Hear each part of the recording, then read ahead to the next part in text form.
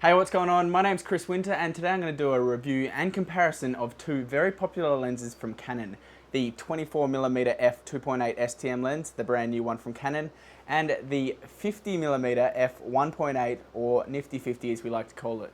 Now these two lenses are obviously a different focal length, but I do think that if you're in the market for a prime lens, these two are definitely going to be ones that you're going to consider.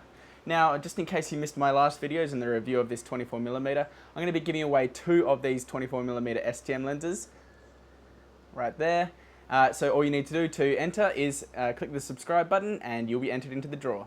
Now let's get started with it and let's check out the build quality of these two prime lenses. So let's look at the build quality of these two prime lenses. So first off, on the Canon 24mm f2.8 STM lens, this is a really nice feeling lens. It is tiny, but it does feel fantastic in your hand. Like I said in my full review of this, it does feel like it's very solidly built, and one of the key features of this is that it's got a nice, smooth, buttery smooth focus ring, and it is full-time manual focus.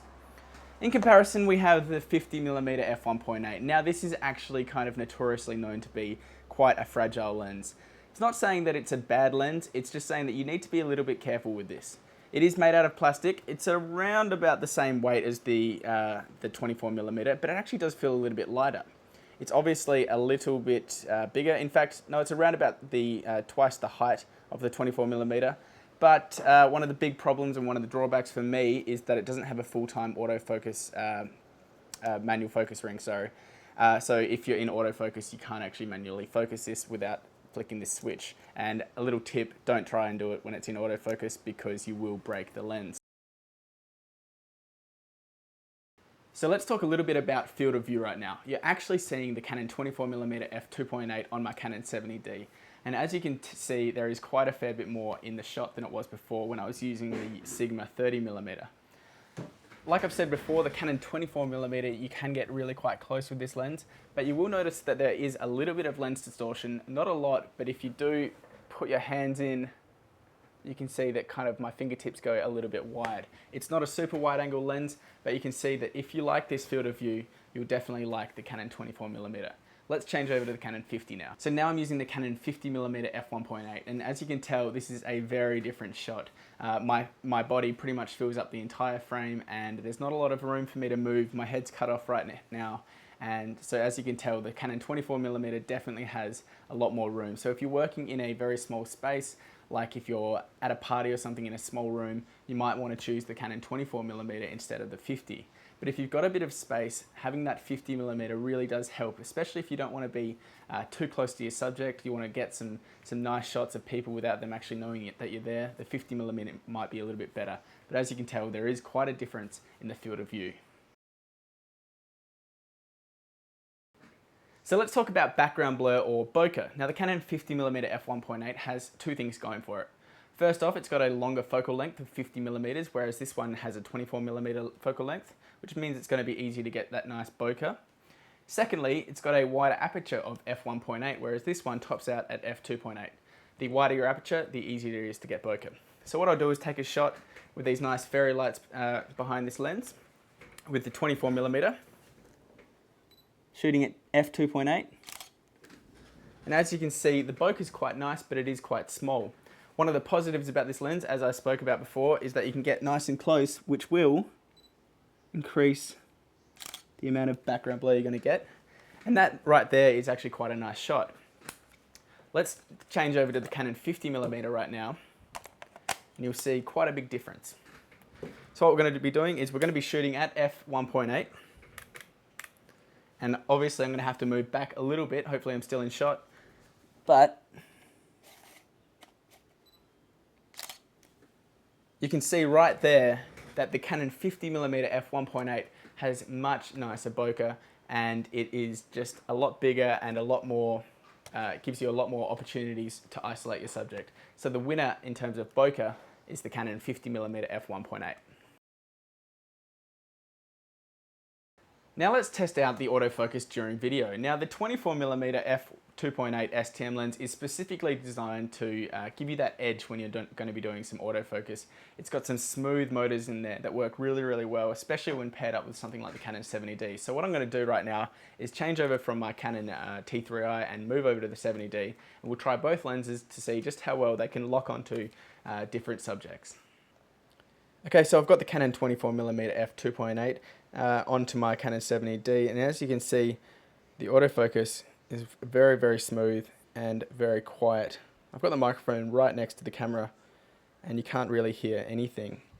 This is at f2.8, so what I will do with the Canon 50mm f1.8 is do it at both f1.8 and f2.8, and we'll see just how well it works, but it seems like the 24mm is working very well. Okay, so right now we're using the Canon 50mm f1.8, and as you can see, I've actually had to move back quite a little bit so that I can get all of the objects in the frame. Another thing that you're going to notice is that there's no IS on this lens, and there's no IS on the 24mm f2.8, but the 50mm f1.8 does suffer a little bit more from a shaky hand because of that long focal length. I'll just be a little bit quiet so you can hear the noise of the lens when it autofocuses.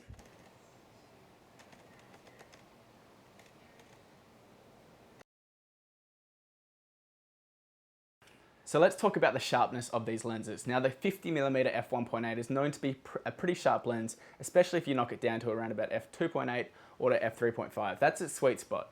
So what I've got right here is my cologne right here, and I'm going to take a few different photos and we'll try and get them at a similar field of view, and we'll see which one's sharper and where the sweet spot is for both of these lenses. So right now I'm going to take this shot at f1.8 so we can just see the initial shots. As you can see, it is a pretty sharp shot, but on the corners, the Canon 50mm f1.8 does suffer a little bit. So I'll knock this one down to f3.5. And if we zoom in right there, you can see that it is pretty sharp, especially in the center.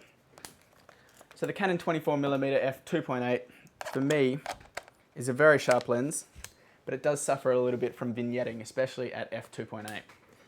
So right now I'll take a shot and I'll try and get about the same field of view. And there is that bit of vignetting, but it is still a pretty sharp shot. So I briefly touched on vignetting before when I was talking about the camera sharpness test, but what I want to do right now is a very unscientific test just to see how much vignetting these lenses do suffer from. Now the 24mm I've found does suffer quite a lot at f2.8, so what I'm going to do right now is take a shot of my white desk right here, and we'll just be able to see, very unscientifically, sorry about this, but we'll see just how much vignetting these lenses do have. So I'm shooting this at f2.8.